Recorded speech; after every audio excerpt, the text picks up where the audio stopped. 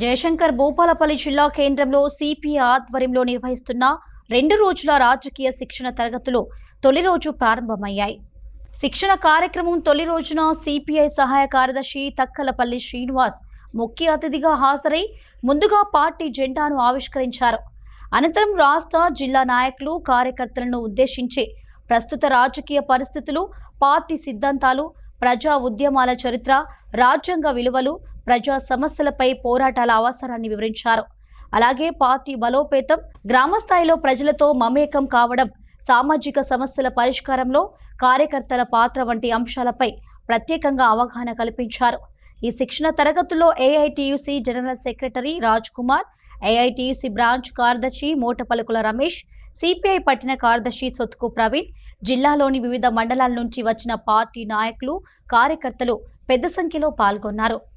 భూపాలపల్లి జిల్లా ఆధ్వర్యం లోపల 2 రోజుల పాటు రాజకీయ శిక్షణ తరగతులు ఇక్కడ నిర్వహించుకోవడం జరుగుతూ ఉంది. ఈ రాజకీయ శిక్షణ శిబిరాల లోపల ముఖ్యంగా భారతదేశం లోపల కమ్యూనిస్టుల అవసరం ఏ రకంగా ఉంది, మతోన్మాదుల పరిపాలన ఈ దేశంలో ప్రజలను ఏ రకంగా ఇబ్బందులు పెడతా ఉన్నారు, నిరుద్యోగం పెరిగిపోతూ ఉన్నది, మహిళలపైన అత్యాచారాలు పెరిగిపోతూ ఉన్నాయి, రైతులు పండించిన పంట గిట్టుబాటు ధర రావడం లేదు, ప్రజలకు మరి మెరుగైనటువంటి వైద్య సౌకర్యాలు లేవు, పిల్లలకు చదువుకునేటువంటి పిల్లలకు మంచి చదువు రావడం లేదు. ఈ రకంగా అన్ని వర్గాల ప్రజలు ఈ దేశం లోపల ఇబ్బందులు పడుతూ ఉన్నారు. కాబట్టి ఈ మతోన్మాద పరిపాలకులను కుకటి వేళ్లతో పెగిలించడానికి ఈ దేశం లోపల కమ్యూనిస్టుల అవసరం ఉంది. ఆ కమ్యూనిస్టు పార్టీలు మరి ఈ దేశం లోపల ఏ రకంగా బలపడాలి అనేటువంటి అంశాల మీద ఇక్కడ బోధించడం జరుగుతుంది. దాంతో పాటుగా ఈ దేశ ఆర్థిక వ్యవస్థ, ఈ దేశంలో ఉన్నటువంటి అనేక సమస్యల మీద, కార్మికులు ఎదుర్కొంటున్నటువంటి సమస్యలు, వీటన్నిటి మీద కూడా